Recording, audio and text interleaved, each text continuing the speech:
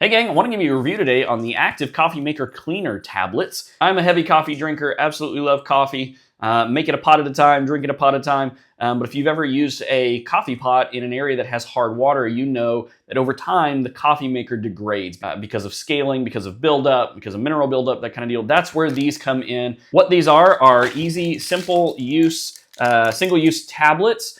Each one comes pre-measured and ready to go. This is a pack of 24. They suggest, depending on your coffee usage, using these 2 a month. So every couple of weeks throwing one of these. It's a pretty straightforward process too. All you have to do is open one of these up, get hot water inside of your coffee's reservoir and toss one of these bad boys in and then just run an empty cycle. No coffee grounds or anything like that. While you're doing that, these are dissolving.